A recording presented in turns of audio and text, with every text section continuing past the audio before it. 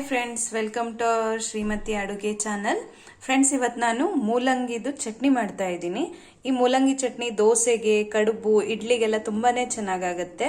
So ಇದನ್ನ ಹೇಗೆ ಮಾಡೋದು ಅಂತ ನೋಡೋಣ. ತುಂಬಾನೇ ಈಸಿ. ನೀವು ಹೇಗೆ ಕಾಮನ್ ಆಗಿ ಚಟ್ನಿ ಮಾಡ್ತೀರಲ್ವ ಅದೇ ತರ ಇದಕ್ಕೆ ನೀವು ಮೂಲಂಗಿ ಮತ್ತೆ ಮೊಸರು ಸ್ವಲ್ಪ ಆಡ್ ಮಾಡಬೇಕಾಗುತ್ತೆ. ಅಷ್ಟೇ ಎಕ್ಸ್ಟ್ರಾ ಇಂಗ್ರೀಡಿಯೆಂಟ್ ಅಂದ್ರೆ. ನೋಡೋಣ ಬನ್ನಿ.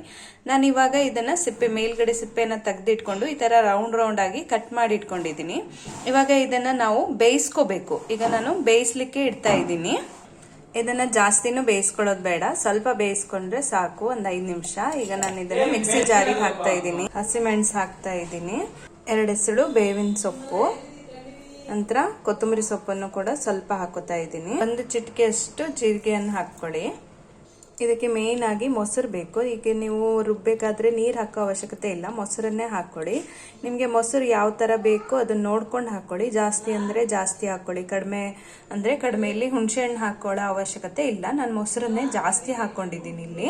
ಅದಕ್ಕೆ ನಾವು ಕಾಯಿನ ಹಾಕೊಳ್ಳೋಣ. ಕಾಯಿ ನಿಮ್ಗೆ ಎಷ್ಟು ಬೇಕೋ ಅಷ್ಟು. ಜಾಸ್ತಿ ಬೇಕು ಕಾಯಿ ಅಂದ್ರೆ ಜಾಸ್ತಿ ಹಾಕೋಬಹುದು, ಸ್ವಲ್ಪ ಬೇಕು ಅಂದ್ರೆ ಸ್ವಲ್ಪ ಕೂಡ ಹಾಕೋಬಹುದು.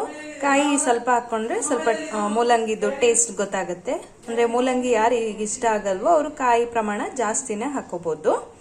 ರುಚಿಗೆ ತಕ್ಕಷ್ಟು ಉಪ್ಪನ್ನ ಸೇರಿಸ್ಕೊಳ್ಳಿ. ಇವಾಗೆ ಸೇರಿಸ್ಕೊಂಡ್ರೆ ಚೆನ್ನಾಗಿರುತ್ತೆ. ಇದನ್ನ ರುಬ್ಕೊಳ್ಳೋಣ. ನೋಡಿ ಫ್ರೆಂಡ್ಸ್, ಎಷ್ಟು ಚೆನ್ನಾಗಿದೆ. ಸೇಮ್ ಕಾಯಿ ಚಟ್ನಿ ತರಾನೇ ಆಗಿದೆ. ನೋಡಿ ಫ್ರೆಂಡ್ಸ್, ಎಷ್ಟು ಚೆನ್ನಾಗಾಗಿದೆ. ಕಡುಬಿನ ಜೊತೆಗೆ ತುಂಬಾ ಒಳ್ಳೆ ಕಾಂಬಿನೇಷನ್. ನಿಮ್ಗೆ ಈ ರೆಸಿಪಿ ಇಷ್ಟ ಆಗಿದೆ ಅನ್ಸುತ್ತೆ. Thank you friends.